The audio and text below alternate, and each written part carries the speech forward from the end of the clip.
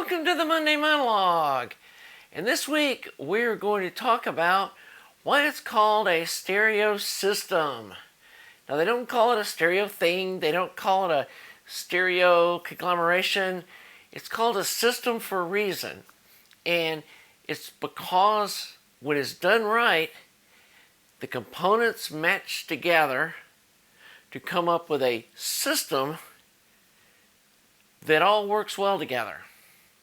And then that's all chosen by the environment that it's going to be in, the use it's going to have, and what kind of expectations you have on the final performance.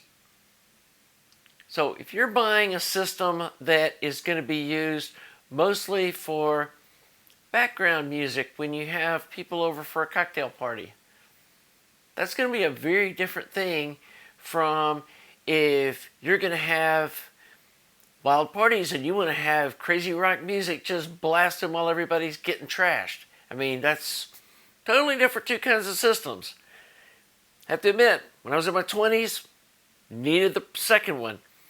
We used to have pretty crazy parties and play in the B-52s at ear-splitting decibels, and people just having a lot of fun.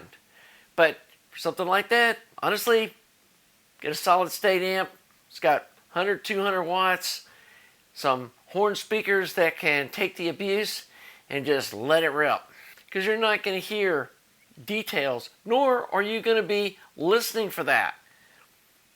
The same is true if you're going to have just background music for cocktail parties. You're going to have it down pretty low. You're probably not going to want it real bright. You're probably going to be looking for some pretty mellow music, and for the most part, nobody's going to be going, "Hey, listen to how crisp that guitar or the piano sounds." Nobody's going to care.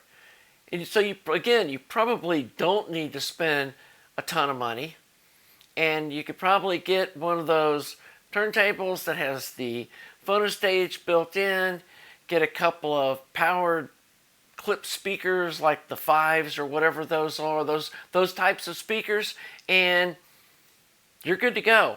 Without spending a ton of money, nobody's going to know the difference. So before you start making decisions about what kind of sound system that you want to put together, think about how you're going to be using it. And in my case, I want something that is more of a meditative kind of thing, where I have some good music playing, where I can turn off all the lights, lay down on the couch, and just fall into the music. And for that, you need a transparent system that sounds good. You don't need a ton of power, but again, you have to think about the environment. The same system that works great in my living room wouldn't even begin to work in a 20 by 40 foot room that has a lot of conditioning and curtains and rugs and furniture in the room. It would just get lost, and you'd have to turn the volume up to the point it was distorted.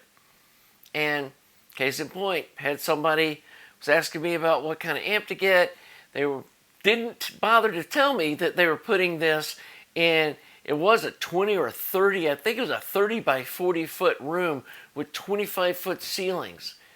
And they bought a 300B amp, and they didn't have super efficient speakers, and it didn't work at all. And they were very disappointed in the performance and how it worked for them.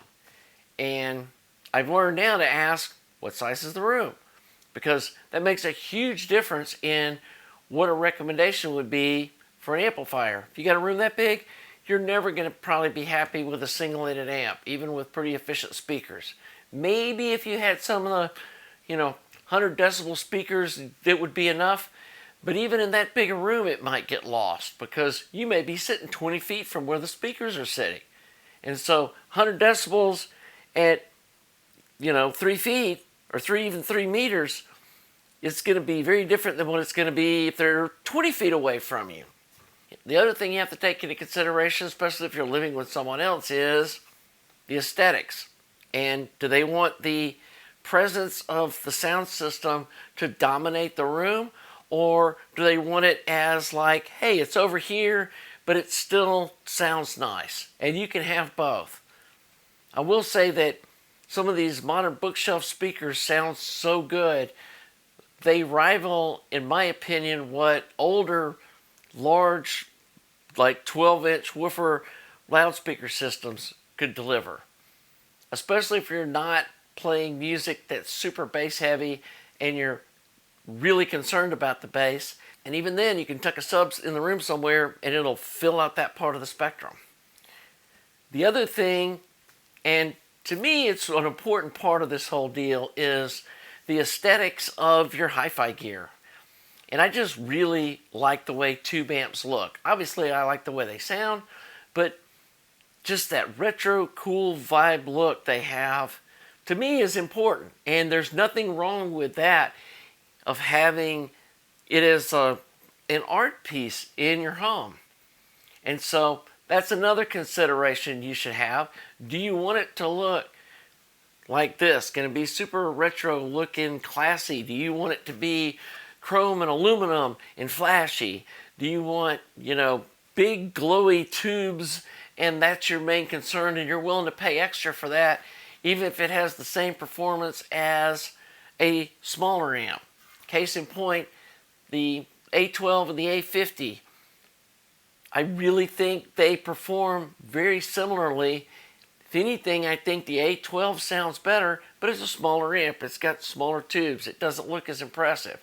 And so maybe to you, having the bigger presence in the room of the hi-fi system is important. So think through all of those things before you start picking gear out. Same thing with the turntable. I don't care about having a super flashy looking high-tech turntable. I've got my little belt drive techniques that works wonderful. But I know there's some people that like the way those modern turntables look with the big thick platters and the motor belt on the outside of them with the funky tone arms and stuff. And there's nothing wrong with that. I'm just not sure it really gives you that much more performance than it does the looks. And I know people will probably light me up for that, but again, I don't think that there's a whole lot of difference in those, but the looks are cool. And if that's important to you, nothing wrong with that. If you got some money to burn and you want to have a cool looking turntable, go for it. So I think that's one of the problems that I see most people stumble into, is they don't sit down and map out what they're wanting from a system before they start buying stuff, and they don't think through like, what all do I need versus what I want. Like most people, I still feel don't need a preamp, but tons of people seem to want them, and there's nothing wrong with that. But if you're gonna want a preamp, make sure that you're buying an amplifier that doesn't have super high input sensitivity where you're having to put voltage dividers, on the input of your amplifier so your preamp doesn't blow it up, because then all you're doing is putting more stuff in the signal path. And I'm a firm believer in the less you put in the signal path, the better it sounds. And I don't think I'm the only one that feels that way. So anyway, here's our 47 tube amp. Got the transformers where they're going to be. I need to find some nice little black sleeves to put over the wires here. I kind of just wrapped a little heat shrink tubing around them for now to kind of cover up the wires. But I think without it, I don't like the way that looks with the wires sticking out. And I don't have any black heat shrink tubing the right size. So I'm going to hunt up some little black sleeves that'll go over these wires to cover those up. These look great. I'm going to go get some black bolts for these before I nail all this down. And then we're going to be ready to start punching tube holes. So that's kind of it for the Monday monologue rant part. Want to get into the album of the week. And this was sent in by a viewer. And I pulled it up on Amazon Music. Listened to it on the digital file. It sounded interesting. and I'd never heard their music before. So I went with their recommendation, and it's Tom Waits' Nighthawks at the Diner. And this is a really different kind of jazzy music to me, and it's almost like stand-up music, which I know that sounds weird, but it comes off as kind of a stand-up comedy kind of routine and music mixed together into one performance. And I'm usually not a big fan of live recordings. They usually give up a lot of sonic quality, and I found that, even jazz stuff, when it's in a club, there's too much background noise and that's distracting, and you're hearing glasses clanking, and, people talking in the background over the music, and it's distracting. I do not think this would have worked as a studio recording. I think that this performer is getting so much out of the room as part of his performance that he would not have delivered like he did if there hadn't been a room reacting to his performance.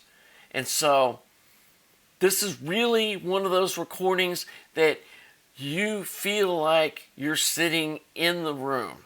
Highly recommend you checking this out. If you've never listened to his music or listened to his, it's almost hard to call it just music. Listen to one of his performances. Highly recommend it. This is really cool. This is two albums kit. It was a remaster. I believe I got this on eBay. I don't think Amazon has it, but I'll look. This was a remaster. It sounds really good. It's the vinyl's clean. There's not a lot of surface noise. Even if there was, the way this performance is done, it wouldn't matter. It doesn't take away from it. His gruffy voice and everything, it really suits an analog platform. And like I said, I tried it on digital, and it was like I could hear there was something there, that it was worth buying the vinyl. And you won't be disappointed. So thanks for the recommendation. I think Alan sent it. Thanks, Alan. And I think you guys will love this too. Keep the recommendations coming. Don't be disappointed if I don't feature one of your recommendations, because maybe we have a different taste in music or whatever, but I'm going to recommend stuff that I like. I like this. This is very fun. This is just fun. And so it's a way to go out on the town, staying at home. So anyway, that's our album for the week. Got another little sidetrack project, and I hate I keep getting sidetracked, but this is a really good friend of mine. I've known this guy for about 40 years. He brought me over a turntable, and he wants me to resurrect it. It was something that his dad had when he was a kid, and they used to listen to records on. And it looks like it was probably a high-quality turntable in its day. It was a Perpetuum Ebner, and doesn't have a modern-looking tone arm. It's got kind of the little short, fatty ones. Of course, y'all will see it soon. And it's an automated turntable, but it looks like it was made it looks like a high-quality unit. It's all, it's got a spring suspension and everything, so it won't skip when people are walking across the room and all that kind of stuff. And he wants me to see if I can turn it into something. Again, I hope you're enjoying my channel. If you are, please subscribe. Please like the video, and we'll see you next week on the Monday Monologue.